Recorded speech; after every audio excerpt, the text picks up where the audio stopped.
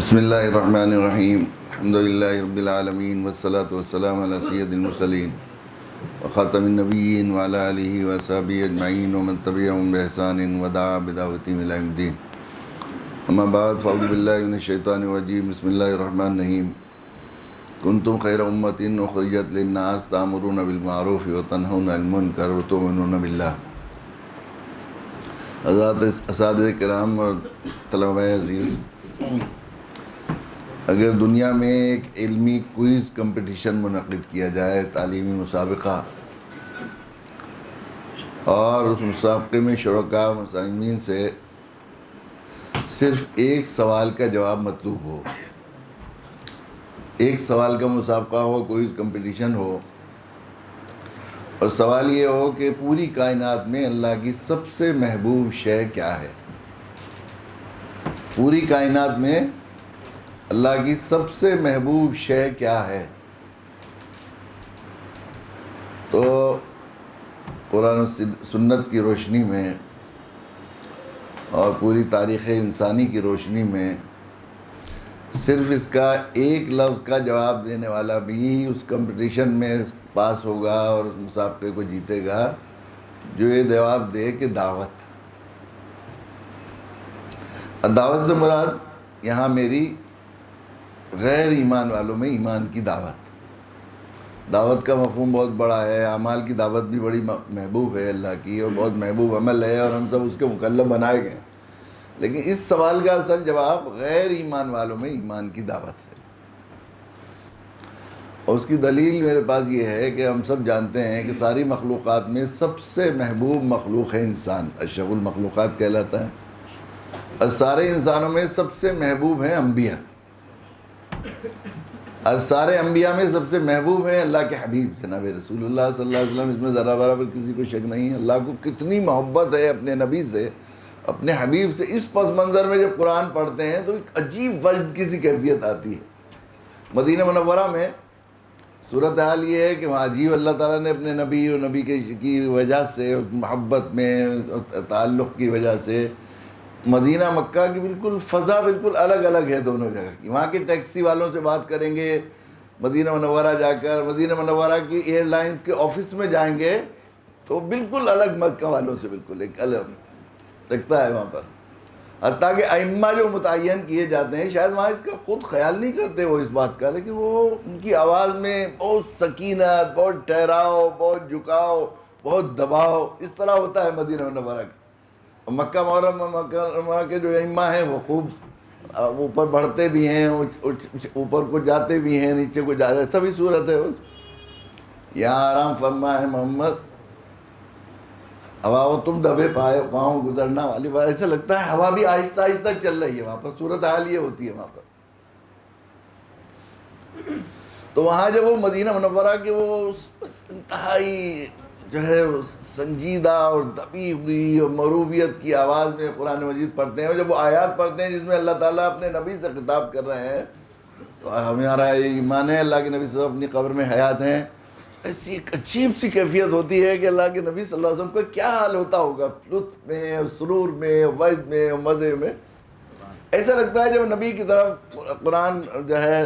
تخاطب متوجہ ہوتا ہے قرآن کا، تو ایسا لگتا ہے جس سے رحمت، اللہ کی رحمت بلائیں لے رہی ہے۔ آپ ذرا تصور کیجئے کہ دعوت کے سلسلے میں مستقل دشمنوں کی طرف سے اور مدعو لوگوں کی طرف سے مسلسل ستائے جانے اور بالکل بے توجہی کرنے اور آخری درجے میں تکلیفیں اور اذیت دینے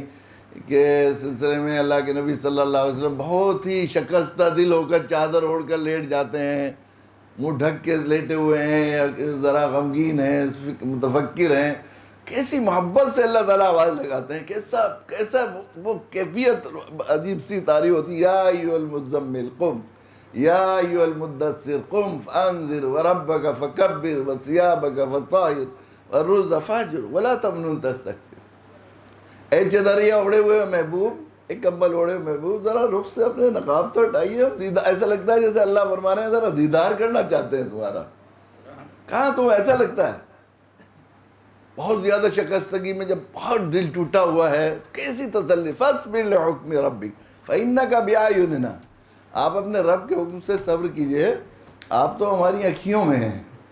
فَإِنَّكَ بِأَعْيُنِنَا، آپ تو ہماری آنکھوں کا تارا ہیں. کیسی محبت.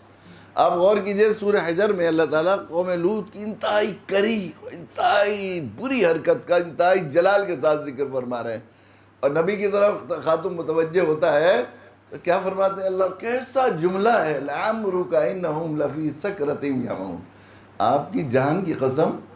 وہ اپنے نشے میں مدہوش تھے. کیسی محبت، کیسا پیار، کیسی بلائے لے رہی رحمت.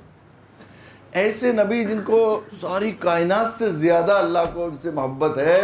وہ حضرت عائشہ رضی اللہ تعالیٰ عنہ سے اللہ کے نبی صلی اللہ علیہ وسلم نے ارشاد فرمایا، عائشہ دین کی دعوت کی راہ میں جتنا میں ستایا گیا ہوں کوئی نبی نہیں ستایا گیا.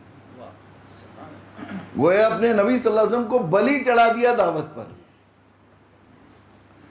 اس سے معلوم ہوتا ہے کہ اللہ کے نزدیک دین کی دعوت نبی اکرم صلی اللہ علیہ وسلم سے بھی زیادہ محبوب ہے، کہ محبوب تر پر محبوب کو قربان کیا جاتا ہے،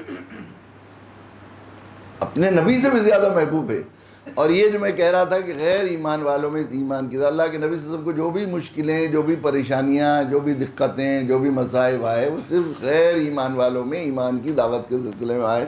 اعمال کی دعوت کے سلسلے میں اللہ کے نبی کو کبھی کوئی کانٹا بھی نہیں چبھا کہ کسی کو زکوٰۃ کو کہا ہو یا نماز پڑھنے کو کہا ہو، اس نے آنکھ اٹھا کر دیکھا ہو. اللہ کی رحمت کے قربان کے اللہ تعالیٰ نے یہ دعوت ایسی محبوب عمل ہے، ایسی محبوب، اس سے نسبت رکھنے والی ہر چیز سے اللہ کو جو ہے محبت کا وعدہ بھی ہے، اور تاریخ رہی ہے اس کی. جو اس چیز سے جو بھی وابستہ ہو گیا، اللہ تعالیٰ نے اس کے ساتھ عزت کا، وقت کا، محبوبیت کا معاملہ فرمایا ہے. اس کے وقار کو بڑھانے کا پوری قرآن اور جو ہے انسانی تاریخ اس بات کو گواہ ہے. اللہ تعالیٰ کی رحمت کے قربان کہ اللہ تعالیٰ نے اپنے نبی جناب رسول اللہ صلی اللہ علیہ وسلم کی اس محبوبیت کے صدقے میں اور آپ کی نبوت اور امت میں ہونے کے صدقے میں اللہ تعالیٰ نے ہمیں قیامت تک اپنی محبوبیت عطا فرمانے کے لیے اور ہمیں نوازنے کے لیے، ہم پر خاص فضل فرمانے کے لیے نبوت کے سلسلے کو ختم کر کے یہ کام ہمارے ذمے سپرد فرمایا.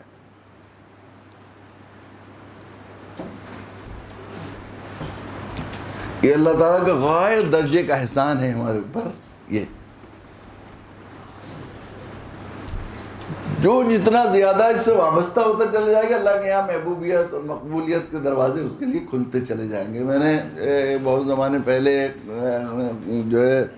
بہت پتہ نہیں کتنی 27 قسطوں میں ایک مضمون لکھا تھا، ہر مرض کی دوائیں صلی علی محمد. 2002-03 میں وہ مسلسل شائع ہوا. بہت تقاضا ہو رہا تھا کہ اس کو شکل کیا، اس کو شائع کیا جائے. اور ابھی اس دوران جب میں جیل میں تھا تو مفتی روشن صاحب نے اس کو چھپوایا ہے. کتاب آ گئی ہے، 2 ایڈیشن آ کر ختم بھی ہو گئے ہیں، پھر تیسرا ایڈیشن اس کا ہے، ہر مرض کی دوائیں صلی علی محمد.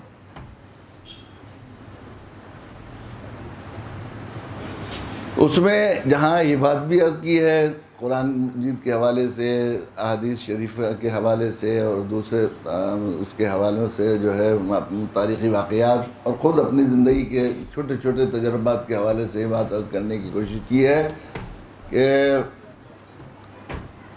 وہ مسائل جن کو ہم حل کرنے کی کوشش کر رہے ہیں اور مسلسل جوجھتے جا رہے ہیں، چاہے ہمارے کیسے تعلیمی مسائل ہوں، سیاسی مسائل ہوں، اقتصادی مسائل ہوں، نفسیاتی مسائل ہوں، خاندانی مسائل ہوں، یہ مسائل جو ہیں جن سے ہم جوجھ رہے ہیں اور حل نہیں ہو رہے، دعوت کے واسطے سے ضمناً حل ہوتے ہیں، چٹکیوں میں حل ہوتے ہیں. اور اس میں یہ بھی جو ہے میں نے اپنے ساتھیوں کے تجربات اور بہت سے چھوٹے چھوٹے واقعات سے اور اپنی زندگی میں اور جن لوگوں سے ملاقاتیں ہوئیں جو رہے ان سے، ان کی روشنی میں یہ بات بھی عرض کرنے کی کوشش کی ہے کہ وہ اللہ کا تقرب حاصل کرنے، اللہ کی معرفت حاصل کرنے، اللہ کی ولایت حاصل کرنے کے جتنے طریقے ہو سکتے ہیں ان میں سب سے اعوت اور اصل راستہ دعوت. سب سے آسانی سے اللہ کا محبوب مقبول کیسے بننا ہے، یقینی یہ بات دیکھیے. ہم شروع زمانے میں جب بالکل ہریانہ میں حضرت مولانا نور اللہ مرقدہ نے ہمیں بھیجا تھا اور اس زمانے میں ہم لوگ وہاں جایا کرتے تھے، اس زمانے میں ہم دیکھتے تھے کہ ہمارے وہ نوجوان ساتھی ماسٹر لوگ جو بالکل ہندی میں نماز سیکھی تھی، انہوں نے اردو نہیں جانتے تھے اور ان کے تلفظ بھی بالکل صحیح نہیں تھے، لیکن وہاں رہنے کی وجہ سے ان حالات میں ان کو دعوت کی فکر اور دعوت کا جذبہ پیدا ہو گیا تھا. تو میں نے دیکھا کہ وہاں پر ہمارے ایسے کئی ماسٹر لوگ ایسے تھے جو بالکل ایسی بستیوں میں رہتے تھے جہاں بالکل مسلمانوں کو 2-3 لوگ ہم چلے جاتے تھے تو عجیب سا لگتا تھا، تو ان کے پاس ٹھہرنے والوں کو اللہ کے ہاں مقبولیت، محبوبیت اور تقرب کا احساس ہونے لگتا تھا، ٹھہرنے والوں کو۔ کئی ساتھی تو ایسے تھے کہ جن کو کب سے اللہ کے نبی صلی اللہ علیہ وسلم کی زیارت کی حسرت تھی، ہم نے کہا کہ تم فلاں جگہ چلے جاؤ، وہاں رکو 2-3 دن انشاءاللہ۔ ایسا 1-2 کو چھوڑ کر زیادہ تر کو ایسا ہوا کہ اللہ کے نبی صلی اللہ علیہ وسلم کی خوابوں میں زیارت بھی ہو گئی۔ اس سے معلوم ہوتا ہے وہ صرف اس وجہ سے کہ وہ درد تھا، پیدا ہو گیا تھا نبی اکرم صلی اللہ علیہ وسلم کے، وہ جو قرآن مجید کی 128 آیتوں میں اس درد اور سوز کا اللہ قرآن نے ذکر کیا ہے، جو نبی اکرم صلی اللہ علیہ وسلم پوری انسانیت کے لیے تڑپتے تھے، پھڑکتے تھے، کیسے لوگ یہ ایمان میں آ جائے، لعلک باقی النفس اللہ یکون مؤمنین، اس کا چھوٹا سا جو ہے وہ حاصل ہو گیا تھا۔ ایک نوجوان تھے وہاں اس میں مالیہ، اس میں سنگرور میں، وہ جو ہے ٹیلرنگ کا کام کرتے تھے، مگر دعوت کی لگ گئی تھی انہیں، بس درد فکر پیدا ہو گیا، بہت کم عمر، داڑھی بھی ابھی نہیں آئی تھی۔ میرا جانا ہوا ایک مرتبہ ان کے درد اور سوز، ان کی فکر اور سوچ کو سمجھنے کے لیے، یہ واقعہ شاید میں نے